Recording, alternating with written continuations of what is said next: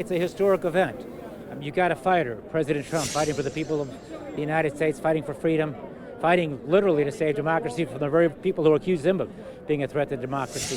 I think what you're going to see with President Trump is what the American people saw in late October 1912 when another great fighter who had also been shot a few weeks before came to Madison Square Garden to make his closing argument. That was Theodore Roosevelt. A lot of similarities between Teddy Roosevelt and Donald Trump. I think it's going to be exciting, historic, and I mean, think about this.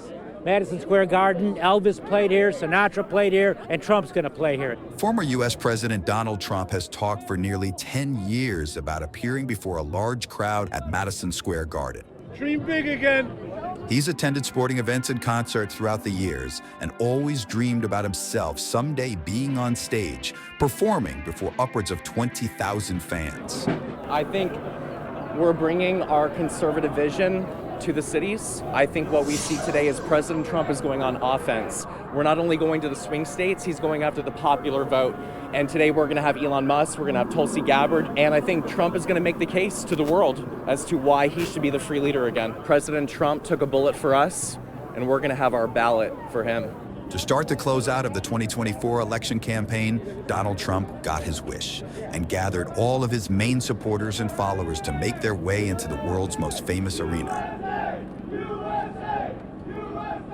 APB News was just outside the Garden to talk with some of those from the pro-Trump movement, asking what message they'd like to hear from the former president. I'll be working as a poll worker as a Republican to do my part, make sure the election is happening the best way it's supposed to be. We all have to do our parts. So being as a Republican, what I believe is my sole duty is to stay on the right track, which is President Trump. The commitment he made it that we have to build a wall. Lots of illegal immigrants coming here. They actually, you see what's happening. You see on the newspaper, right? You see on a TV, television, daily basis how the crime had been skyrocketing, and also on top of it, how our diversity inclusions happening with all these crisis moments that are coming up. It's basically increasing through this illegal immigrant, and we have to protect America and Americans.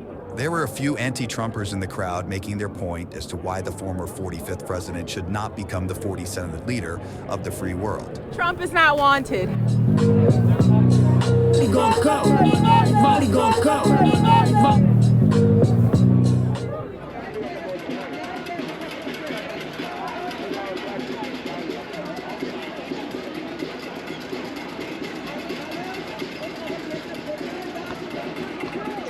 Trump used the iconic venue to deliver his closing argument against Democratic presidential candidate Kamala Harris as the days dwindle down towards the November 5th general election.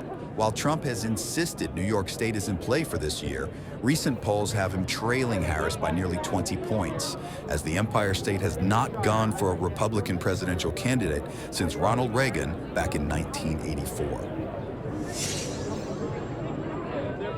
You can see the vision as it plays out on its own, right? You see the patriots, you see soldiers, you see people that represent freedom in America in the background, right?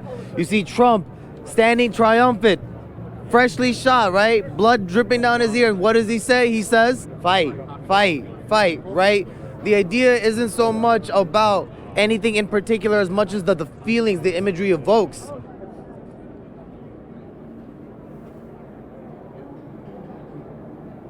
I expect President Trump to take his message to the people of New York, to the people of this country, to let them know that when you're 9 days out for an election and they're trying to say that you're the next coming of Hitler after you've already been president for 4 years, they'd like you to be more concerned about the messenger than the person on the opposite end of those attacks. And so here we are trying to make sure we can get back to a prosperous America, we can get back to having a leader that did not start any new wars, can get back to a person that was first and foremost trying to bring jobs back to America, not continue the NAFTA policies that led to the destruction of the American workforce. Those are things that President Trump is focused on. Those are things we're going to hear about on that stage, and those are things that are going to start happening again in this country when he becomes the 47th president of the United States of America.